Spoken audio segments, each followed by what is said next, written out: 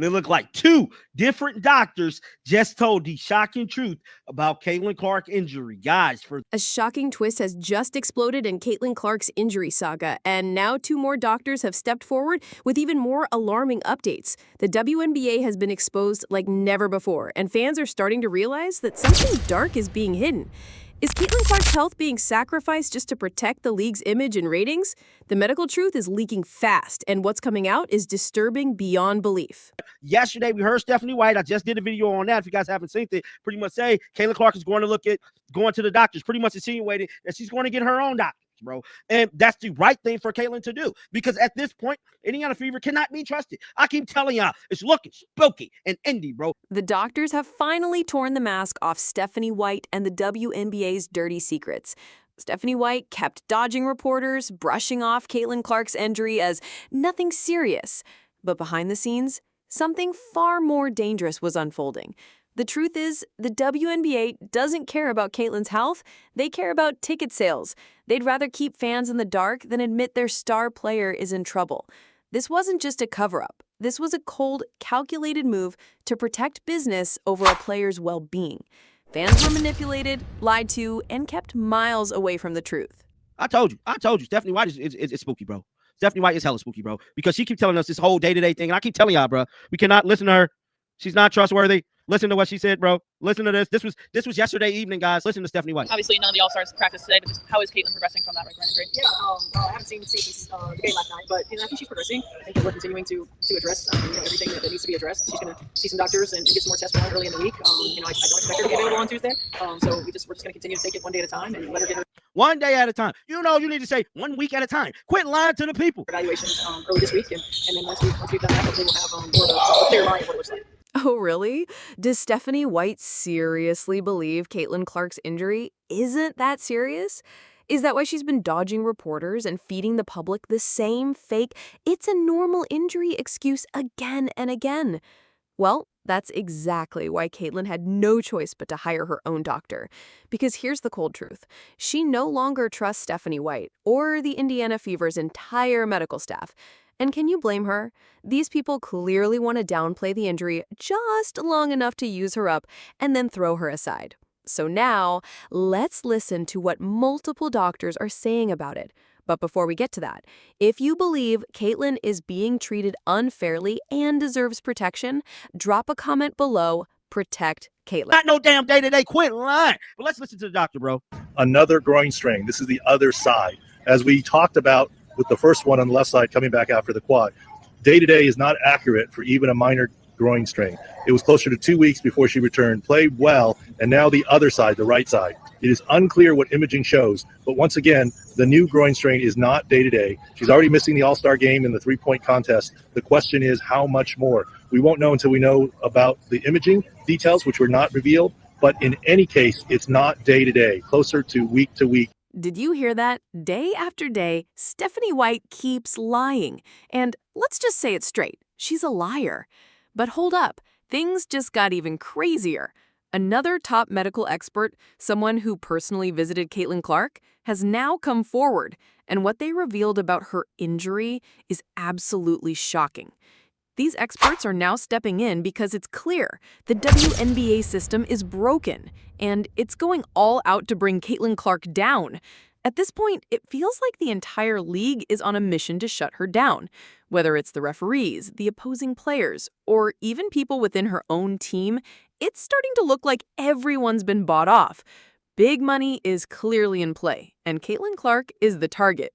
Even her own coach, she doesn't look innocent anymore. It's starting to feel like she's part of this sick, twisted game too. If she wants to spend a week, 2-3 weeks in New York with different doctors, I don't think new doctors are going to be able to help her recover quicker for a soft tissue injury. These are just annoying injuries. These are just niggling injuries. It doesn't have to be a strain.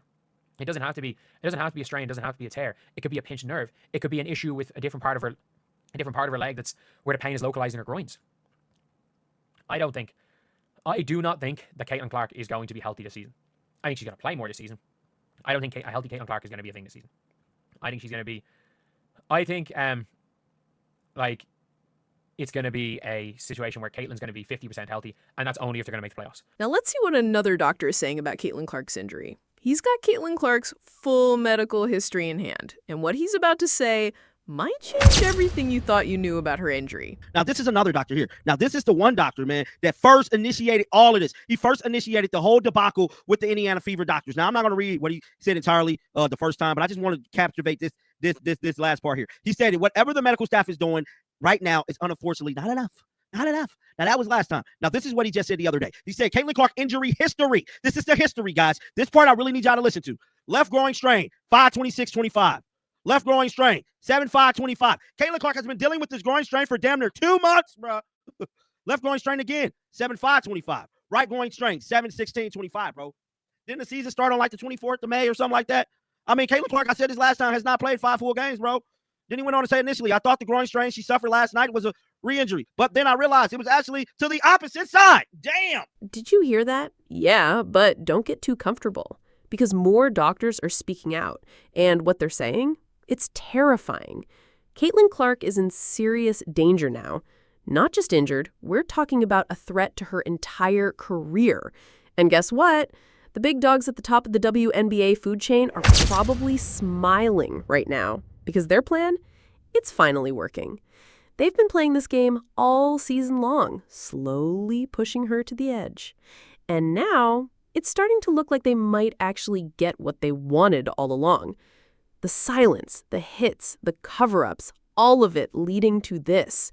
And Caitlin, she might be the one paying the ultimate price. This is in addition to the left quad strain that kept her out a while. Wouldn't surprise me if there was compensation patterns developing. I'd have her be in a 2.4 ATM hyperbaric chamber for 60 to 90 minutes a day, in addition to the other modulators. Not sure if they have enough downtime to consider injecting the adductor tendons attaching with the non-inflammatory allograft stem cell product, but that would be my suggestion. If not, she's going to be at a high risk of re-injuring for the rest of the season and wouldn't be 100% until the offseason. Also, think it's likely they had to undergo an MRI to rule out sports horrendous. Now let's see some more about her, because her left quad wrecked, her right quad damaged too. No more excuses, no more lies. People can spin stories, but her body doesn't lie. The evidence is right there in plain sight. You can fake headlines, you can fool fans for a while, but you can't fake medical proof. And Caitlin Clark's injuries, they're screaming the truth louder than anyone in the WNBA ever has. Left quad injury. Look, y'all, this is it. These are the pictures. Left quad injury. Look, right quad injury. Men lie, women lie, numbers don't, bro. The numbers don't lie. Shame on the WNBA. Shame on Kathy Engelbert. And shame on every single one of those big dogs pulling the strings behind the scenes. You think sidelining Caitlin Clark was a smart move? You think silencing her, injuring her, pushing her out was part of some genius plan? Newsflash, if Caitlin Clark doesn't play, nobody cares. Fans aren't buying tickets, people aren't tuning in. The hype dies. That's not a prediction, that's already happening. Look at the AllStar Game. Ticket sales tanked the moment people found out Caitlin wasn't going to play. The seats were empty, the buzz was gone. Why? Because this is the Caitlin Clark era, and without her, there's no spotlight. But the WNBA doesn't get it, or maybe they just don't want to admit the truth. They need Caitlin Clark more than she'll ever need them. Caitlin Clark gets hurt, and guess what? Your demand vanishes because people ain't going to pay up to see these athletes that are ungrateful that their sport's growing. People aren't paying up for that. And we are here, right here.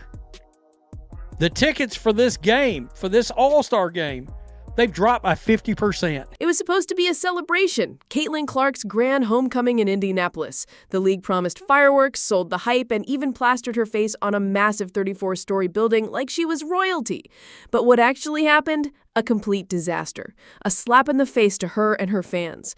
The All-Star weekend turned into a PR funeral. Empty seats, furious fans, crashed ticket sales. Why? Because people realized the ugly truth. Caitlin Clark wasn't even going to play.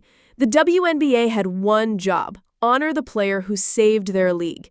Instead, they pushed her aside like she was just another name on the roster. It wasn't just neglect, it felt personal.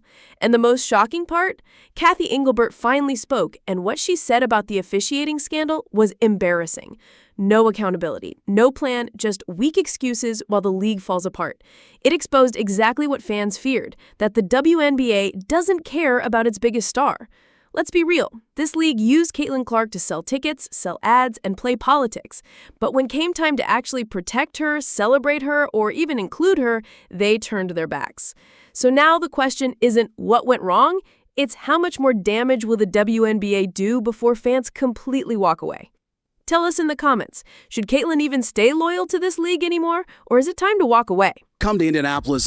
Look, this is what everybody's been talking about. This right here, Caitlin Clark, the banner right there on the JW Marriott. It's 34 stories banner, unbelievable. Is the largest banner ever on the JW Marriott. You may think about the bracket. Remember back in the NCAA tournament back in 2021? Yeah, it's bigger than that. Indianapolis spent months preparing for what was hyped as the biggest WNBA weekend ever. But now, it's starting to look like the city got played.